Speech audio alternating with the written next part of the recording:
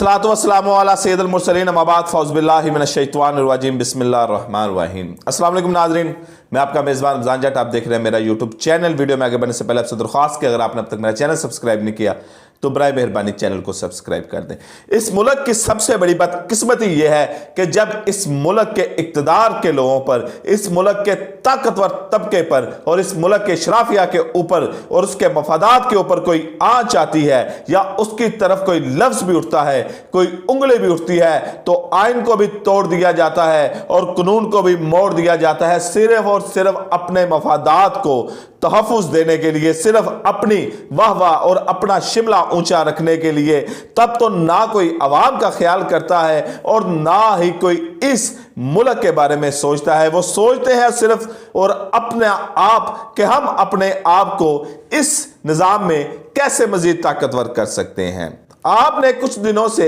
जो supreme court में जंग चल रही है वो आपने सुनी होगी, उसके मुकदमात भी सुन लिए होंगे और उसका जो तमाम हालात हाजरा से भी आप वाकिफ होंगे। लेकिन ये जंग चल क्यों रही है? जो सो मोटो का इख्तियार है, जो सुप्रीम कोर्ट के चीफ जस्टिस सो मोटो ले सकते हैं, किसी भी बात पर ले सकते हैं। लाइट ऑन क्यों है, लाइट ऑफ क्यों नहीं, इस बात पे भी ले सकते हैं। आप सांस ज्यादा क्यों ले रहे हैं, सांस कम क्यों नहीं ले रहे, इस बात पे भी ले सकते हैं। यानी कि जहां पर कोई बुनियादी, किसी भी इंसान का कोई बुनियादी हकूक सलब हुआ है या कोई और बात हुई है, आपको याद होगा इफ्तिखार चौधरी का दौर, आपको याद होगा चीफ जस्टिस साकिब निसार का दौर कि ये सुबह उठते थे, पागल खाने में चले जाते थे, वहां पर बर्तन तोड़ते थे और बुला लेते थे लोगों को। फिर ये महमूद भट्टी के अस्पताल में गए, वहां पर महमूद भट्टी को इस बात में उसका पासपोर्ट ले लिया कि तुमने कपड़े कैसे पहने हुए हैं और उसको कहा, एफआईओ कहा कि इसको गिरफ्तार करके हमारी अदालत में पेश करो। एफआईओ ने महमूद भट्टी को गिरफ्तार किया, अदालत में पेश किया। तो जब वहां पर साकिब निसार ने महमूद भट्टी को देखा तो उसे कहा अच्छा इसका पासपोर्ट आप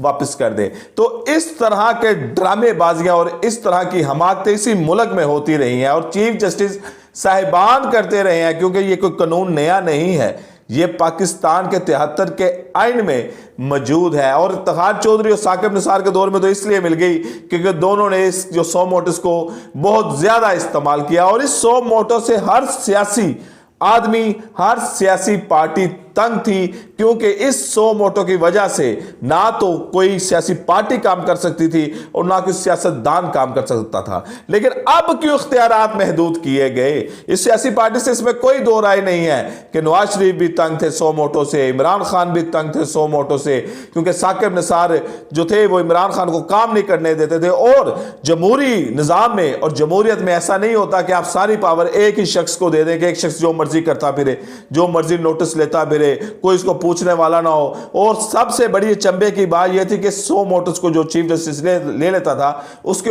ऊपर कोई अपील भी नहीं कर सकता था, यानी कि अपील का हक भी हासिल नहीं हो सकता था। अब पार्लियामेंट ने जब वो तमाम इख्तियारात महदूद किए हैं और कहा है कि जो चीफ जस्टिस है वो सो मोटो नहीं ले सकता और एक कमेटी बना दी गई है, ये कमेटी फैसला करेगी कि सो मोटो नोटिस लेना है या नहीं लेना, यानी कि इख्तियारात थोड़े से तकसीम हुए। और दूसरा कि जो चीफ जस्टिस नोटिस लेगा उसके ऊपर अपील भी दायर की जा सकती है। इससे चीफ जस्टिस के वजह सो मोटो का एक वो जादू की छड़ी कह ले या एक पावर कह ले, वो तकरीबन ख़त्म हो जाएगी, क्योंकि कमेटी में जब फैसला जाएगा नीचे दो कमेटी, अब जैसे ये जो हमारे चीफ जस्टिस हैं उनके नीचे दो कमेटी बनाई गई है जिसमें जस्टिस फाइज ईसा है और दूसरे सरदार है, तो ये दोनों उमर अता बंदयाल के मुखालिफ हैं, तो वो मानेंगे नहीं, वो आगे केस चलेगा ही नहीं। अच्छा, ये आज के फैसला हुआ, आज फैसला इसलिए हुआ कि उमर अता बंदयाल चाहते हैं कि 30 अप्रैल तक इलेक्शन करवा दिए जाएं और पंजाब और खैबर पख्तूनख्वा में जो इलेक्शन है ये अप्रैल में हो जाए।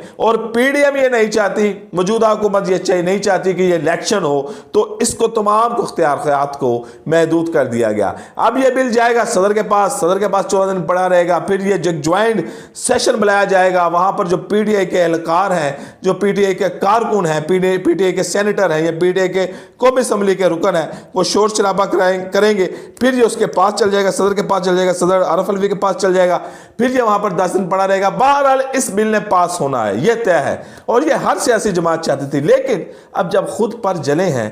तो तमाम आइन और कानून को अपने मफादात के लिए मोड़ दिया गया है। और जब यह कोई कानून और आइन को कहा जाता है कि इसमें पाकिस्तान की अवाम का ख्याल रखा जाए, जो पाकिस्तान की अवाम इस वक्त बिलक रही है, उसके लिए कोई कानून बनाया जाए, उसके लिए कोई ऐसा कानून लाया जाए कि जो वेलफेयर का काम करे, जो अवाम की भलाई का काम करे, तो कहा जाता है कि जी नहीं, आइन सुप्रीम है और कानून सुप्रीम है। हाँ, आइन और कानून सुप्रीम जरूर है और होना भी चाहिए, और अवाम के लिए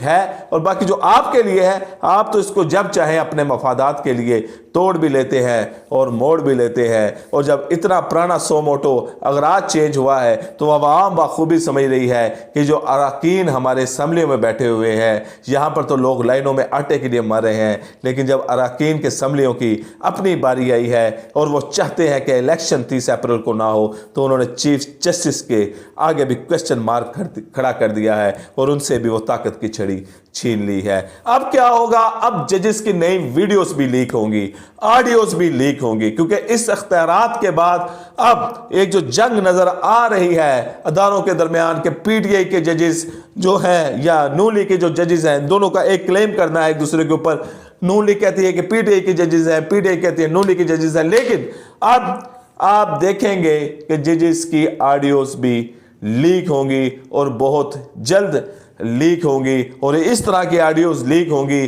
जिसके बाद इस बात को तकवीत मिलेगी कि जजेस के इख्तियारात को महदूद करना दुरुस्त फैसला था। यकीनन आप समझ गए होंगे। इजाज़त दीजिए, अगली वीडियो तक अल्लाह हाफिज़।